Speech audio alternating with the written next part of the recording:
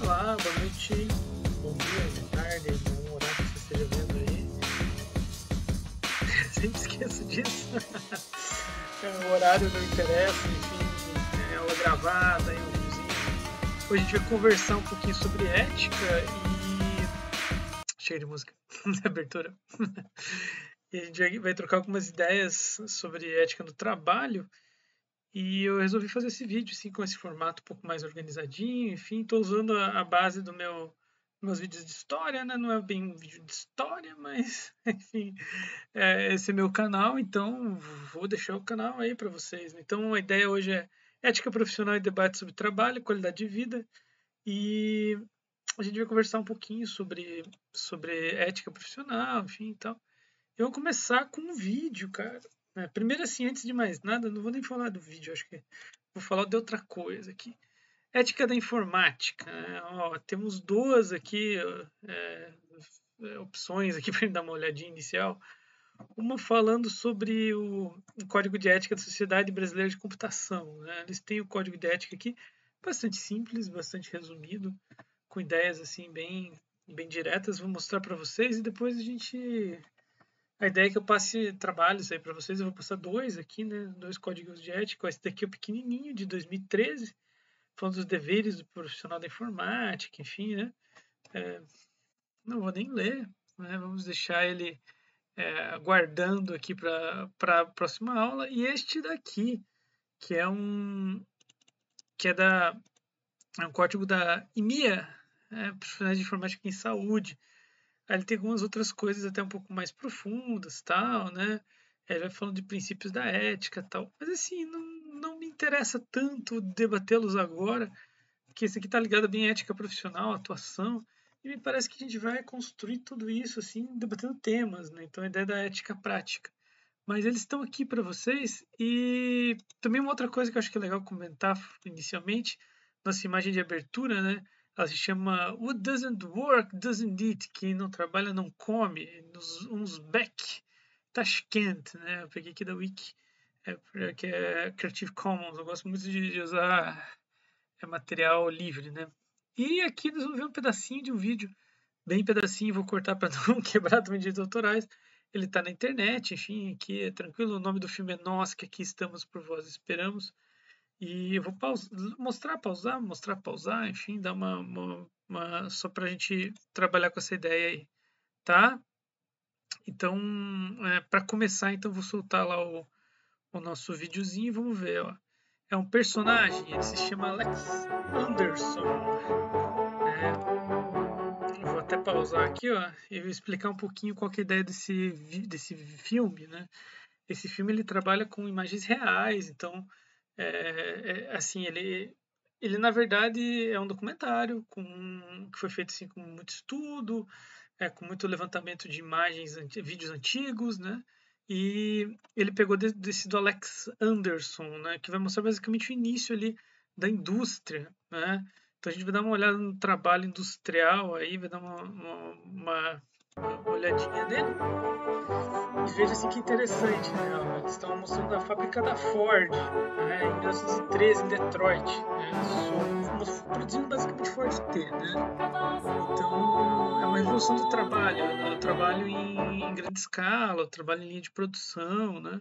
Que eu acho que você já deve ter ouvido falar bastante e deve ter estudado ensino médio e tal, né? Não tem nada de demais aí, tá? Esse filme, aliás, se não falei, é do Marcelo Mazagão, é um dos melhores, enfim, é o filme talvez principal aí dele, né? E eu gosto muito dessa cena, eu queria que vocês prestassem atenção, eles estão basicamente mostrando trabalhadores na linha de produção da Ford, né? Então vamos lá. Eles trabalhando, várias quantidades de pessoas ali, né? Todo mundo apertando, cada um faz uma função, né? Um levanta o motor, outro aperta o parafuso, outro encaixa a roda, enfim, né? E cada um tem uma função bem específica. E o nosso querido Alex Anderson, né? Ele vai ter uma função também. Então, assim, ó, com esse modelo de produção, o tempo de produção de um carro foi reduzido de 14 horas para 1 hora e 33 minutos. Isso fez com que explodisse os carros, né? Que foi uma grande evolução, não só na questão dos bens, mas também da própria questão ambiental, por incrível que pareça. Pense numa cidade recheada de cavalos, corpos de cavalos, fezes de cavalos e outras coisas, né? Então o carro veio para ser higiênico, né? Então eles estão montando, um vai lá, encaixa o chassi, outro ali a tela da frente. E o senhor Alex Anderson está aqui, ó, quer ver? Ó, já vai aparecer ele. Tá aí o Alex Anderson. Ele vai morrer em 1919, né? Então ele nasceu em 1882. Como é que sabe isso? Foi um estudo basicamente de biografia, material antigo, e que eles acabaram descobrindo esse personagem e, enfim, essa pessoa que estava trabalhando na roda dianteira esquerda dos Ford T. Todos os Ford T da época que passavam por essa linha de produção tinham a roda apertada pelo Alex Anderson, né? Então ele fazia uma partezinha. O carro não pertencia a ele, né? Mas ele ajudava a produzi-los. Então, ele tinha 22 dólares por semana, trabalhava 12 horas por dia, incluindo sábado. Então, só tinha folga no domingo, 12 horas por dia de trabalho. Mundo sem direitos trabalhistas, hein? Que coisa linda, 12 horas de trabalho por dia. Quem que aguenta isso? No domingo fazer piquenique, olha que piquenique lindo. Diga de passagem, né? É tão lindo esse piquenique que ele tá ali com uns pedaços de tijolo, enfim, né? Olha que tristeza. É um modelo totalmente triste de realidade. Então, ele nunca teve Ford T, né? Isso mostra um pouquinho esse modelo de sociedade, né? E ele morreu de gripe espanhola. Então, a pandemia do século XX, né? Se nós temos o Covid agora no século XXI, ele morreu da grande pandemia do século XX, né? Então, alguém que talvez a história não deu atenção, né? Tadinho, né? Mas enfim. Isso mostra onde que se construiu também um modelo da sociedade de trabalho no nosso tempo. Será que o trabalho ele não está um pouco banalizado, né? E por isso eu escolhi para começar aqui um texto, né? Deixa eu só dar uma encontrada aqui, ó. Cadê meu texto? Acha aí, querido? Deixa eu ver. Achou o texto? Maravilha. Vamos dar uma olhada no texto aqui. Tudo Marx. Ah, mas o professor Marx, não, né? Marx é autoritário, gente, pelo amor de Deus, não escutem as coisas assim sem ter um mínimo de conhecimento, né? Marx ele foi um pensador importante, enfim, ele não tem correlação com o que fizeram especificamente com a obra dele, nem com a violência que possa ter gerado de alguma forma. Eu diria mais para vocês, se você tem esse tipo de preconceito, quebra um pouquinho, por mais que você queira criticar, o importante, antes de mais nada, é criticar com fundamento, né? Então, para quem não sabe, Marx é alemão, enfim, né? Estudou filosofia, direito, não terminou, depois acabou estudando filosofia, virou jornalista, acabou virando jornalista, escreveu em muitos locais e depois produziu uma obra muito interessante, né? Escrevendo sobre vários temas. Esse aqui é um recorte, eu vou ler aqui, explicar para vocês, um recorte bem pequenininho de um tema chamado trabalho alienado, né? Que eu acho bem importante, bem legal. Está nos manuscritos econômicos filosóficos, né? Então, eu vou ler para vocês aqui o que ele diz e depois a gente vai fazer algumas reflexões pensando um pouquinho nessa questão do trabalho e da ética do trabalho. Né? O que constitui alienação do trabalho? Né? Aí o Marx fala, primeiramente, ser o trabalho externo ao trabalhador, não fazer parte de sua natureza e, por conseguinte, ele não se realizar em seu trabalho, mas negar a si mesmo, ter um sentimento de sofrimento em vez de bem-estar, não desenvolver livremente suas energias mentais e físicas, mas ficar fisicamente exausto e mentalmente deprimido. Também, né? Penso no Alex Anderson ali, né? pensa no trabalho dele. Cara, apertar um parafuso de uma roda de carro o dia inteiro não é uma coisa que te deixa feliz, né? Eu falo assim, muita gente trabalha em coisas que não são questões assim que deixam feliz. O trabalho geralmente cansa e deixa a gente infeliz. A boa parte das pessoas hoje não trabalham naquilo que gostam. Isso é uma questão interessante, né? Por que que isso acontece, né? Porque nós hoje nós vendemos nosso tempo de trabalho por dinheiro para se realizar em outras coisas. E é isso que o Marx quer dizer. Então vamos lá, ó, vamos ver o texto dele. Ó. O trabalhador, portanto, só se sente à vontade em seu tempo de folga, enquanto no trabalho se sente contrafeito. Isso aqui é uma verdade pura. A maior parte das pessoas hoje vai no trabalho assim, sofrendo, tristes. Ah, não, professor, eu acordo cedo, eu tô felizão para trabalhar. Sério isso? É sério? Você está falando sério que é isso que você faz? Assim, quando a gente é empregado é mais óbvio ainda, né? A gente vê ali o empregador ganhando, às vezes muito mais do que apenas paga para você, né? Então, putz, não é uma coisa que se sinta muito feliz, né? E no tempo de folga, a pessoa não vê a hora do sábado, domingo para se folgar, né? Então, o seu trabalho não é voluntário, porém é imposto, é trabalho forçado. É como se a gente tivesse sido forçado. Não é um trabalho, não é uma escravidão, mas é um trabalho forçado, da mesma forma. A gente está sendo forçado. E por que a gente trabalha?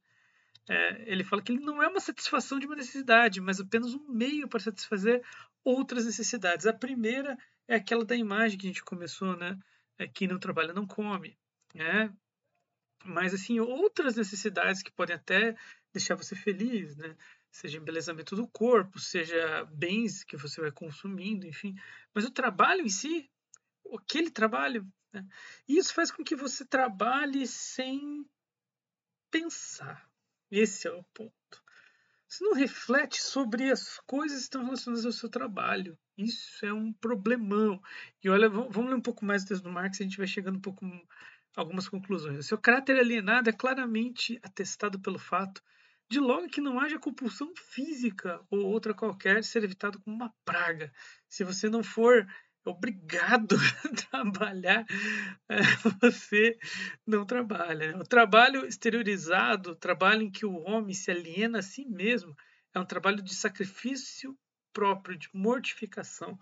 É um trabalho que te morre um pouquinho, para fazer porque a gente está fazendo uma coisa que não nos satisfaz. É.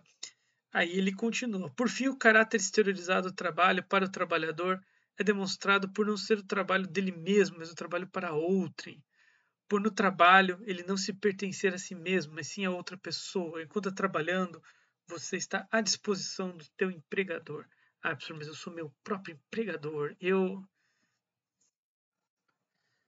Assim, essa ideia de o empregador, a pessoa que está empreendendo, tal, é uma coisa interessante, assim, mas ela na prática não é bem assim também, né?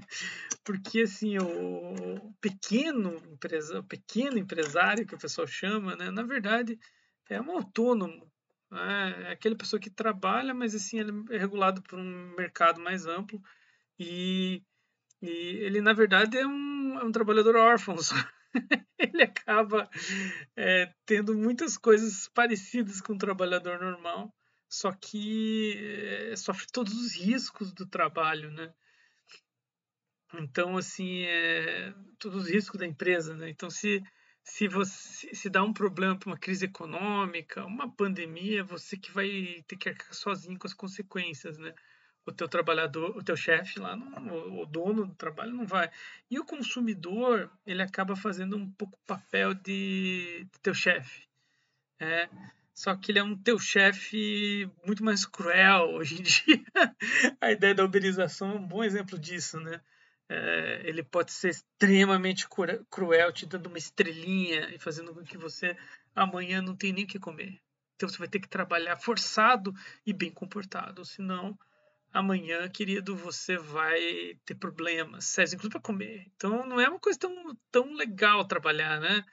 Ó, tal como na religião, a atividade espontânea da fantasia, do cérebro e do coração humanos reage independentemente como uma atividade alheia de deuses ou demônios sobre o indivíduo, assim também a atividade do trabalhador não é sua própria atividade espontânea, é a atividade de outrem, é uma perda de sua própria espontaneidade.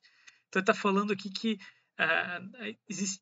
você não está trabalhando porque você quer, basicamente isso. Você está trabalhando porque você, em certo aspecto, é obrigado. E aí ele chega à conclusão aqui que eu acho, essa parte eu acho fantástica. Olha lá que legal, olha a ideia que ele teve e a forma que ele analisou. Chegamos à conclusão de que o homem, o trabalhador, só se sente livremente ativo em suas funções animais, ou coisas que não dependam de um cérebro intelectual muito complexo. Você em casa fica feliz comendo, bebendo, procriando, ou no máximo também em sua residência e no seu próprio embelezamento, enquanto que em funções humanas, como o trabalho, a reflexão, as coisas que transformam o mundo, o trabalho é o que transforma o mundo, é o que te faz diferente dos outros animais, né? É você pegar a natureza e transformá-la em algo que é útil aos humanos, né? Então, nesse trabalho, você se reduz a um animal, né? É isso que o Marx fala. Então, no momento que você está fazendo a coisa mais intelectual da tua vida, mostrando para que você serve, para tua vocação, você apenas vira um animal, porque você está fazendo o quê? Você vira uma espécie de objeto de alguém que te manda fazer isso, aquilo, aquele outro, né? E aí o animal se torna humano e o humano se torna animal. Aí o Marx continua. Comer, beber e procriar são, evidentemente, também funções genuinamente humanas, mas consideradas abstratamente a parte do ambiente de outras atividades humanas e convertidas em fins definitivos e exclusivos são funções animais. Então você não quer viver apenas para comer, para beber, para procriar. Você quer viver para coisas mais amplas, porque isso faz parte do ser humano. O ser humano é um animal que pensa em outras coisas, que vai além, que pensa na realidade, pensa nos outros seres humanos, pensa na natureza, pensa em transformar o mundo, pensa em tantas coisas legais. Então, assim, a gente não quer só sobreviver, né?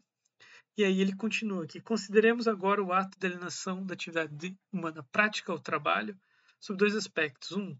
A relação de trabalho com o produto do trabalho como um objeto estranho que o domina. Essa relação é, ao mesmo tempo, a relação com o mundo exterior sensorial, com os objetos naturais, como um mundo estranho e hostil. Então, assim, as coisas que você produz no trabalho não são tão correlacionadas a você, é como se fosse estranho a você. Então, o Alexanderson aperta o, o parafuso, mas nunca teve um Ford T. É uma coisa que, inclusive, oprime ele, porque os outros são ricos e compram. Ele não, ele aperta, mas ao mesmo tempo nunca teve. E aí continua lá. A relação de trabalho como um ato de produção dentro do trabalho. Essa relação do trabalhador com sua própria atividade humana como algo estranho e não pertencente a ele mesmo. Atividade como sofrimento, passividade, vigor como impotência, criação como emasculação, energia física e mental pessoal do trabalhador, sua vida pessoal, pois o que a vida é, se não atividade, é como uma atividade voltada contra ele mesmo, independente dele e não pertencente a ele. Isso é autoalienação, ao contrário do que acima mencionado na alienação do objeto. Ou seja, em outras palavras, né, é, a pessoa, o fruto do trabalho dela não pertence a ela mesma. Né? Então, isso que é alienação do trabalho, segundo Marx. E aí, assim, para a gente pensar aí, né, o que a gente viu aqui no texto do Alex Anderson é basicamente isso, né? Então, então, professor, o que você está querendo dizer? Você está querendo dizer que trabalhar é sempre uma coisa negativa? Enfim, não, estou falando que no nosso mundo hoje, o trabalho acaba se tornando algo distante da nossa realização ética. Por isso que muitas vezes as pessoas no trabalho não se comportam de uma forma ética, elas se comportam de uma forma estritamente, vou colocar aqui para vocês assim, finalística. Eu preciso resolver a minha questão e ganhar meu salário.